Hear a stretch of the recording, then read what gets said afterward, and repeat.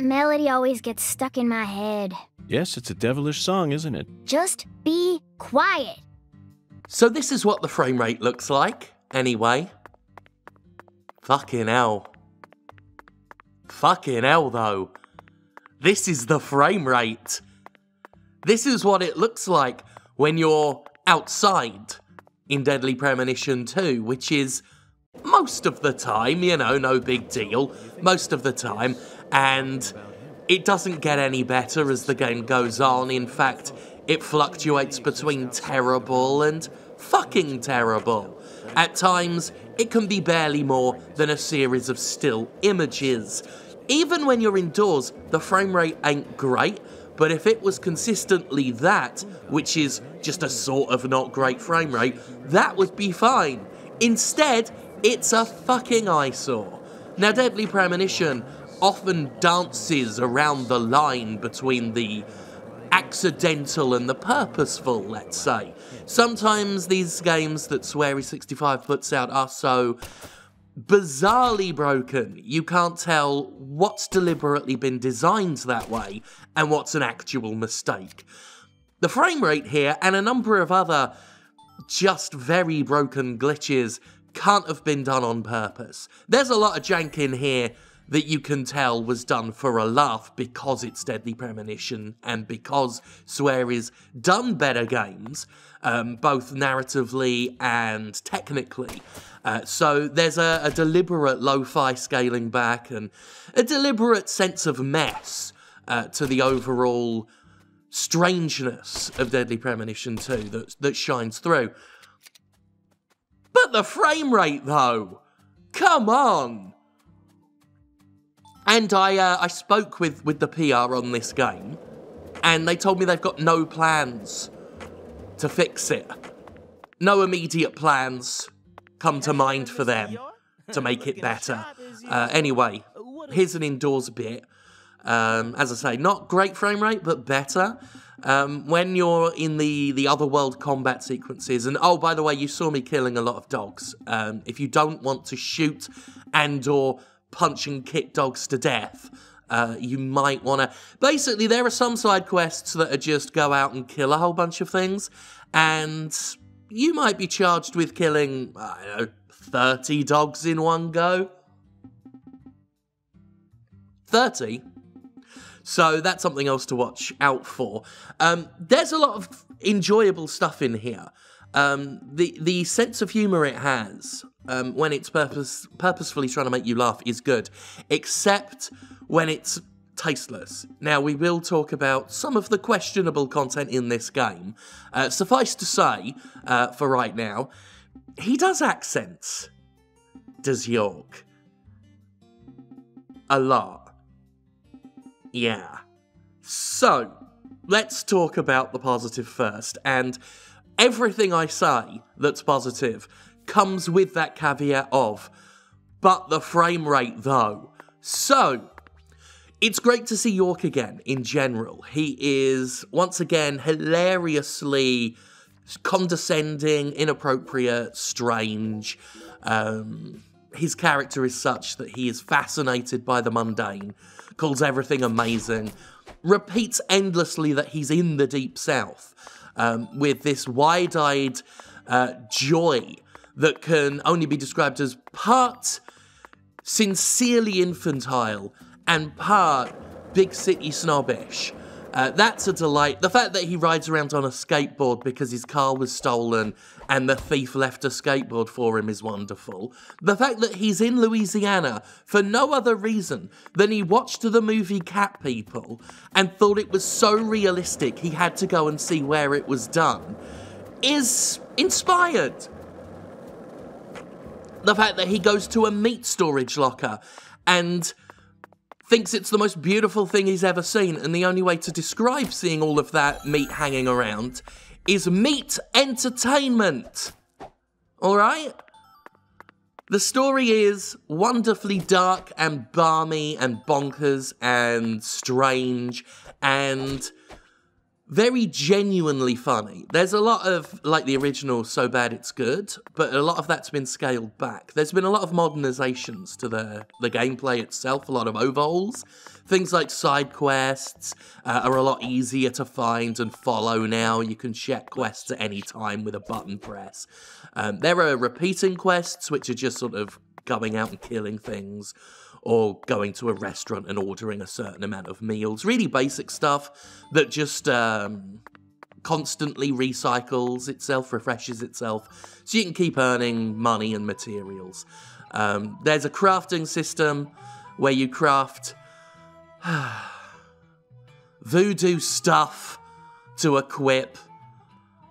It can only be described as voodoo stuff. But then that leads us on to some of the other content in this game. So like I said, he does accents. I mean, there's a character called Hungan, and York does impressions of him.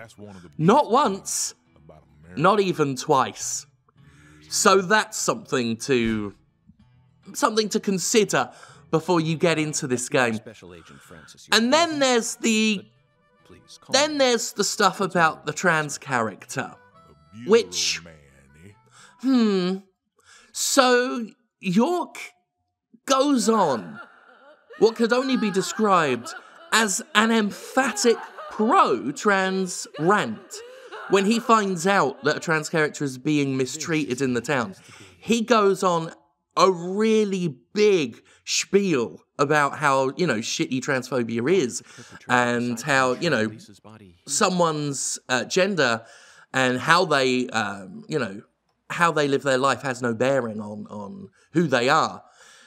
And then the game devolves into what could only be described as a whirlwind of dead naming and troubled representation. For some reason, I could never beat you. I'm trying not to delve too deep into story stuff right now, because, I try and keep this stuff spoiler-free, but just be warned that this game is all over the place on trans representation. All over the fucking place. And I'll admit, a lot of the tackier side of Deadly Premonition 2 really left a sour taste. I mean, I'm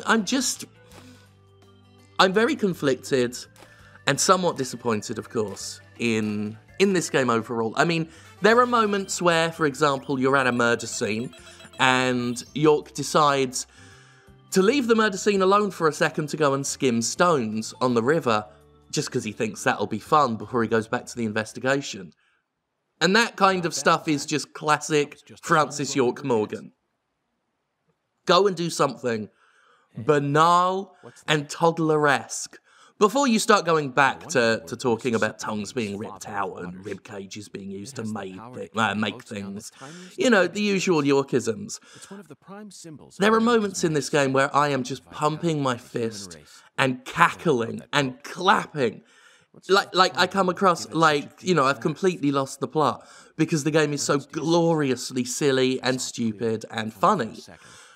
And then there's stuff where I'm just like, please don't go, please don't take this any further. Just stop while you're ahead. Oh, they've taken it further. Oh dear. And then there are some glitches that come across that are really just confusing breakages. You're actually looking at one now, and it takes me a while to work out what the fuck's going on, but my ability to interact with certain items disappeared. Various elements of the HUD, as you can see, have disappeared. I'm trying to fix it here. It turns out that the way to fix things like this is to try and obviously refresh the world. So if you can, for example, interact with a fast travel point, you could fast travel to a different point and then get the HUD back. But there are lots of things that genuinely get in the way of the game. Like if you're in the middle of combat, you might find you can't sprint or shoot or punch, and you'll need to take damage, or find a door that you can open if you can open doors. Just something to try and jolt York into action. Christ. It's 2020, isn't it? That's what, I mean, the best way to describe this game, actually, is it's set in 2005 and it comes across like a game that was released in the year it's set, in terms of its questionable content and issues. But, for me, this game is 2020 in a nutshell. Few game directors have my trust like Swery, and I've said that time and time again. Deadly Premonition could have been lightning in a bowl, but then we got D4, then we got The Missing, we got Swery proving time and again that he knows how to do quality, and that Deadly Premonition's weirdness, much of it was on purpose. And much of the weirdness is on purpose here, like when Deadly Premonition 2 is unfettered, charming, sincere, stupid Deadly Premonition. It's incredibly entertaining, but it's just visually painful for much of it. It's broken, and there are many times where the game is like your racist uncle at Thanksgiving, and you're like, please stop.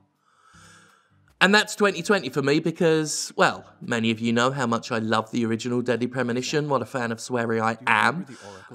I get on with the guy, you know, full disclosure there. We're not friends or anything, but we're acquaintances.